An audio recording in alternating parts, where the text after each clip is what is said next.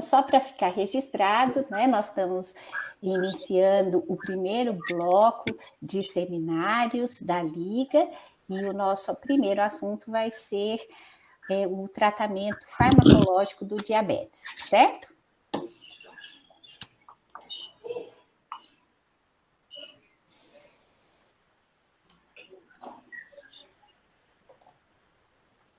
Só me falem se está aparecendo para vocês.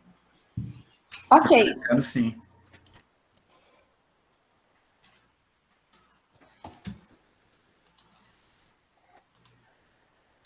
Então, posso iniciar? Sim.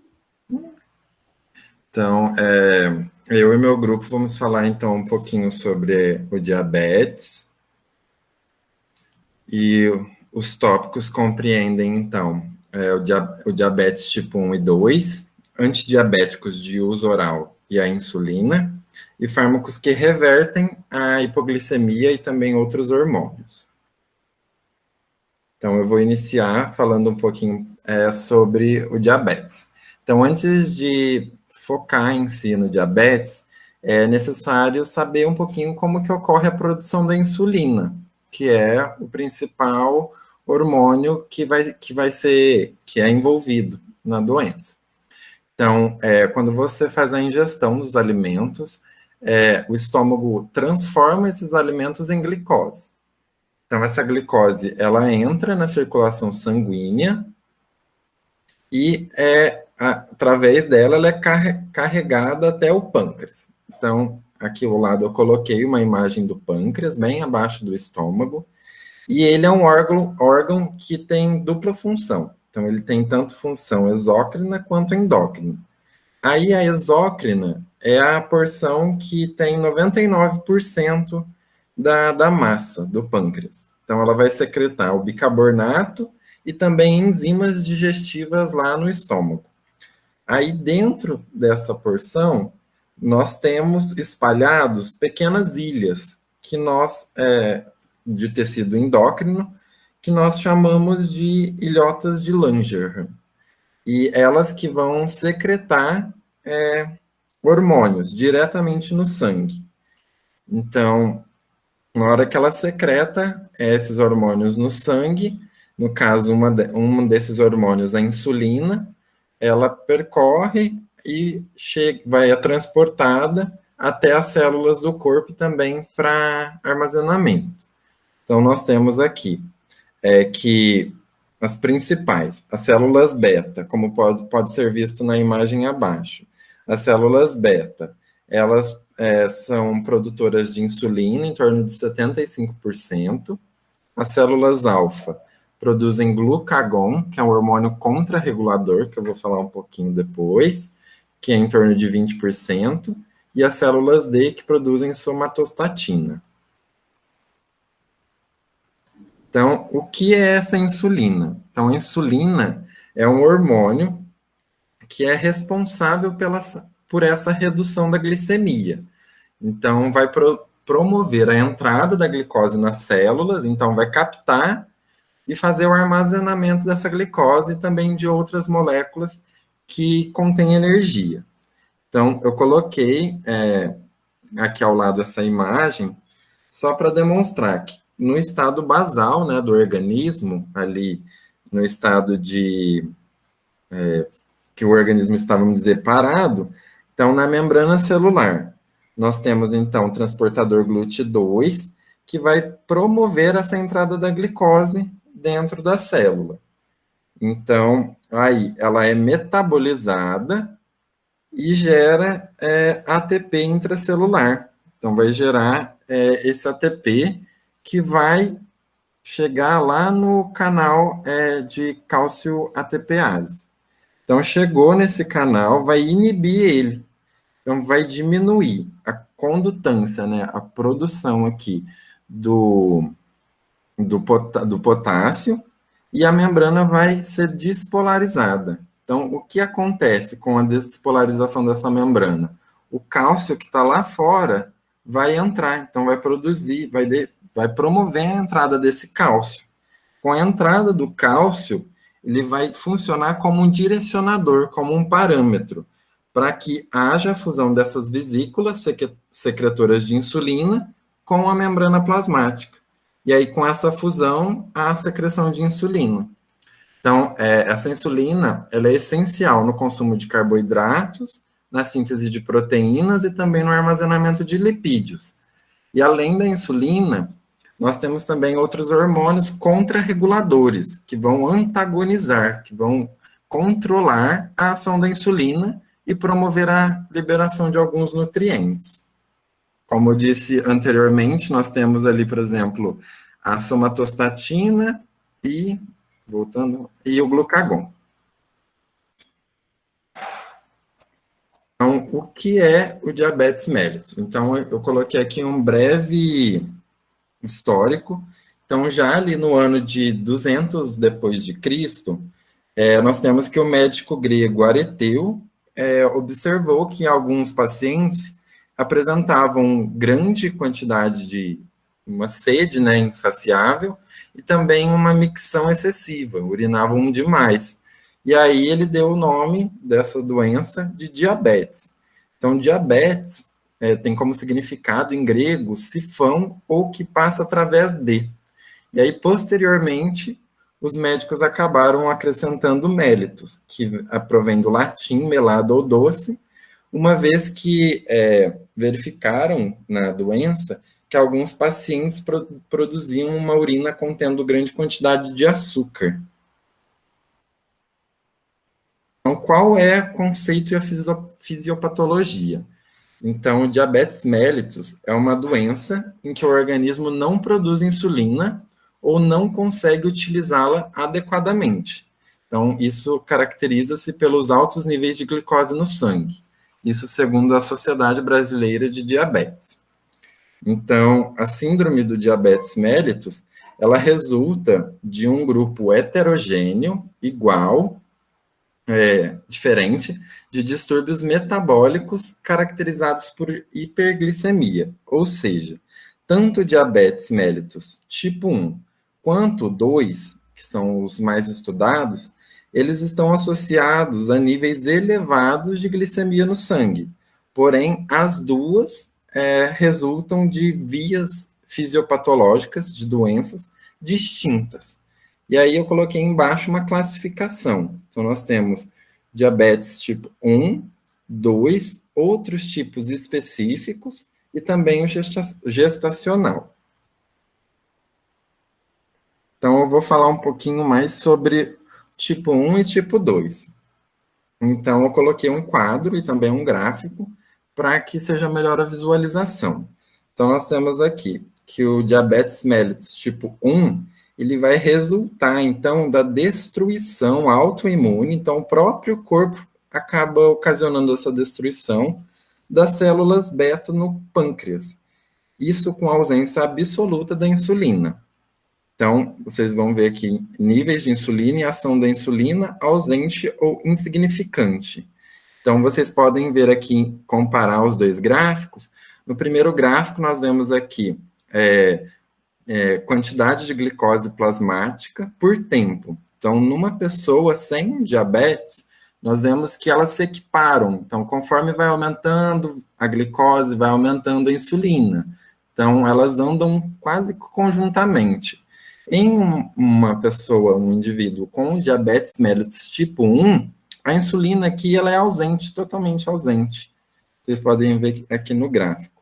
Elas costumam surgir ali antes dos 30 anos de idade e apresentam como complicações cetoacidose, que pode ser quando o corpo produz, né, cetonas, ácidos sanguíneos em excesso. E apresentam algumas complicações crônicas também, como doenças neurológicas, nos olhos, nos rins, doenças vasculares da periferia e também do coração. E tem como tratamento a aplicação diária de insulina associada à dieta e também a exercícios. E na ausência dessas células betas, né, como há a destruição dessas células betas, a insulina, então, não é liberada e nem sintetizada. Então, a concentração de insulina ali que vai estar circulando é aproximadamente de 0. Deixa eu passar. Então, nós temos como alguns sinais e sintomas. Muita sede, que é a chamada polidipsia, poliúria, que é a vontade de urinar diversas vezes, perda de peso, mesmo com fome e também comendo demais, polifagia, que é a fome exagerada, visão embaçada, infecções repetidas na pele ou mucosas, machucados que demoram a cicatrizar, fadiga, a partir de um cansaço inexplicável, e dores nas pernas por causa da má circulação. E aí, no diabetes mellitus tipo 2. Então, há a produção de insulina pelo pâncreas, porém esta é ineficiente, em pouca quantidade, e não consegue normalizar a glicose plasmática. Então, isso acredita-se, né, que essa progressão comece com um estado de resistência à insulina, como pode ver aqui.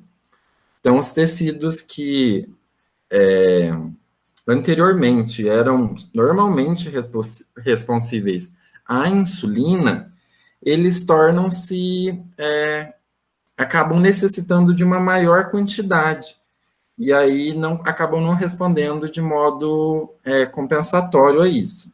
Então, em muitos casos, né, essa resistência à insulina, ela pode resultar de obesidade ou de um estilo de vida sedentário, mas ainda não se sabe ao certo quais as causas que podem envolver, certamente.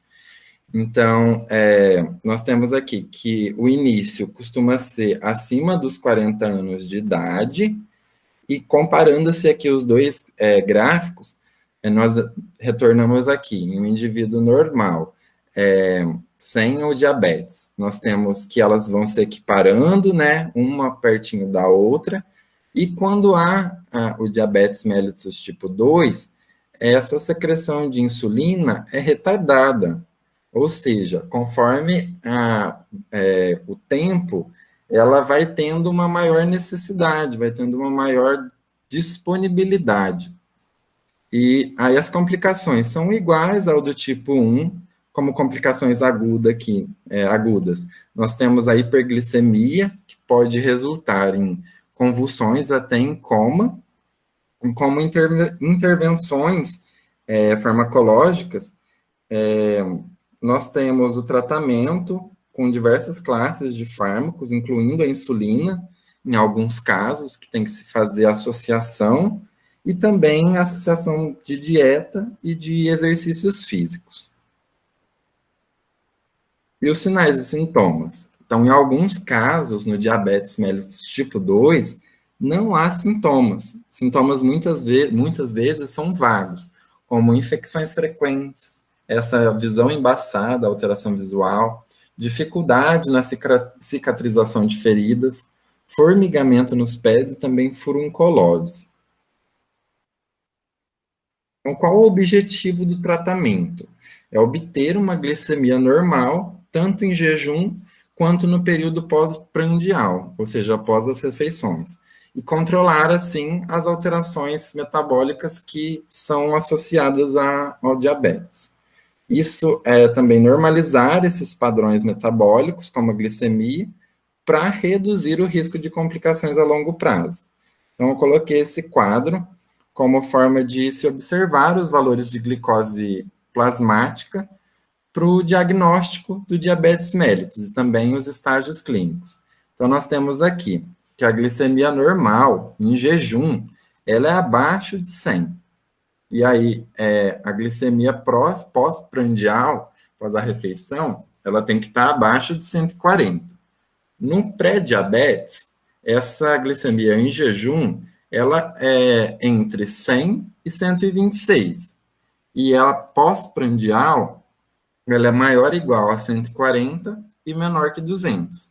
Já no diabetes, essa glicemia em jejum supera ou é igual a 126 e na glicemia pós-prandial, ela é maior ou igual a 200. E quando ela é realizada ao acaso, no indivíduo com diabetes, ela também pode ser superior ou igual a 200.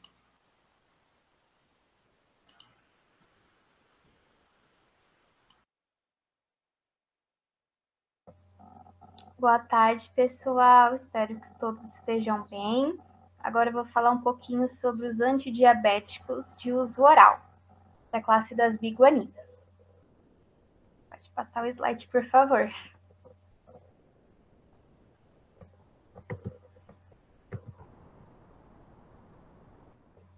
Obrigada. Então, são 2 medicamentos. O primeiro é a metformina, né, o cloridrato de metformina, que é a mais utilizada, podendo ser usada isolada ou comumente em combinação com as sulfonilureias. E a fenformina, só que a fenformina, ela não é mais comercializada. O uso dela não é mais clinicamente relevante. Inclusive, ela já foi retirada em muitos países devido à manifestação da acidose lática, devido à ativação acelerada da via glicolítica. Então, a metformina e a fenformina, que são da classe das biguanidas, elas não agem na secreção de insulina e elas também não têm relação com as células beta-pancreáticas. Elas atuam diretamente no mecanismo da glicose ou na sensibilização da insulina, mas não diretamente com as células. Então, a indicação é para o tratamento de diabetes mellitus tipo 2 e também para síndrome de ovários policísticos, no caso, a metformina. A farmacodinâmica consiste na sensibilização da insulina no fígado, o retardo dessa glicose no intestino, absorção dessa glicose no intestino, aumento também da glicose nos músculos e redução da gliconeogênese hepática e da glicogenólise. Então, o mecanismo de ação das biguanidas, embora já sejam fármacos utilizados há bastante tempo, ele ainda não é totalmente esclarecido, mas um possível mecanismo, ele relaciona-se fortemente com a proteína quinase ativada por AMP, que resulta na AMPK, com a formação dessas espécies reativas de nitrogênio.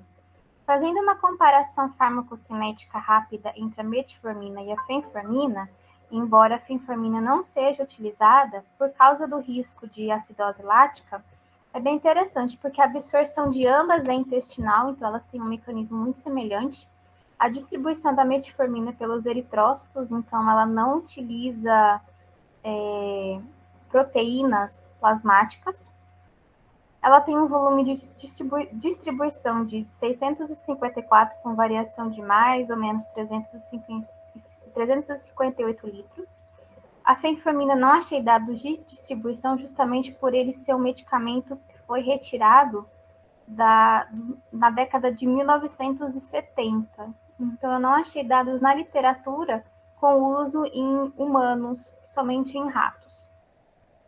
E tanto que a fenformina, como uma curiosidade, eu até achei artigos que alguns pesquisadores tentaram verificar se ela tinha algum uso off-label, sem ser, no caso, como antidiabético. Eles tentaram ver se ele seria um fármaco com ação antineoplásica, mas não teve muita eficácia. O metabolismo, a metformina é fracamente metabolizada pelo fígado, já a fenformina era 30% de metabolização hepática. A excreção de ambas é renal, embora a fenformina não tenha dados muito consistentes, mas a metformina é renal, com clearance superior a 400 ml por minuto e uma meia-vida de 6 horas e meia. E uma característica bioquímica é que a metformina ela tem baixa afinidade pelas membranas mitocondriais, sem interferência na fosforilação oxidativa.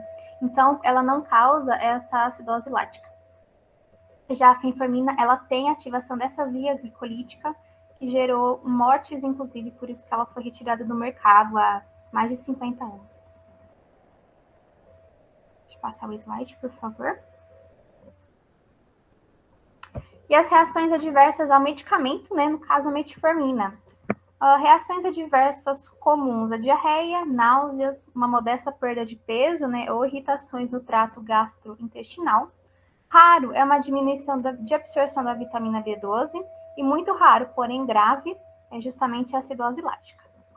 E interações medicamentosas de com maior relevância, no caso também da metformina, já que ela é clinicamente relevante.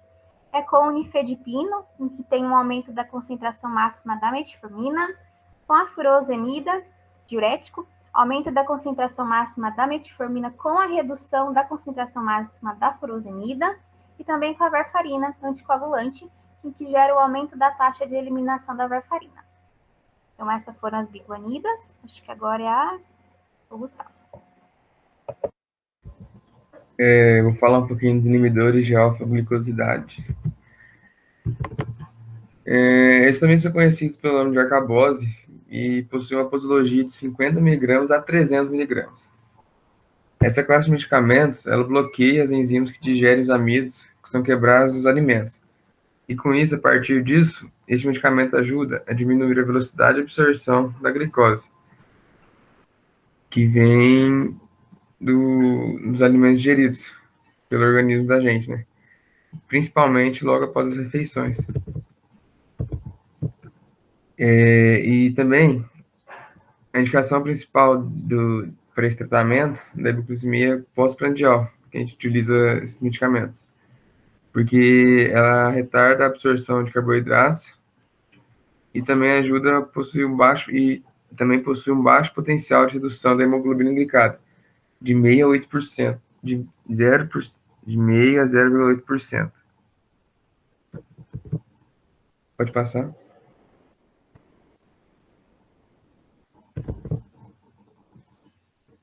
Aqui. Possui os efeitos colaterais de distensão abdominal e diarreia.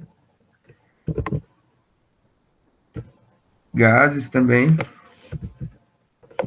A contraindicação para os alfa-glicosidade quem tem hernia intestinal, doenças inflamatórias intestinais, insuficiência renal, insuficiência hepática, enterite, colite ou enterocolite, e também é bem contraindicada a gestantes. Possui um mecanismo de ação que inibe a ação da enzima alfa-glicosidase, que é responsável pela absorção intestinal de glicose, e contribui também estendendo a saciedade por um período de tempo maior, ao retardar a digestão. Pode passar. Aqui eu trouxe dois principais exemplos. O glucobay, que é indicado para o tratamento de diabetes mellitus, que deve ser associado com a dieta do dia a dia da gente. E também trouxe a glucose, que auxilia no controle de níveis de açúcar no sangue.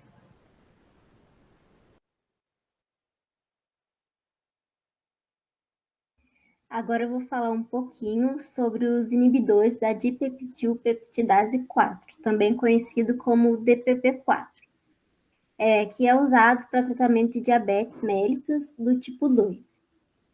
Os principais representantes dessa classe é a alogliptina, linagliptina, saxagliptina, sitagliptina, vildagliptina. Nessa foto está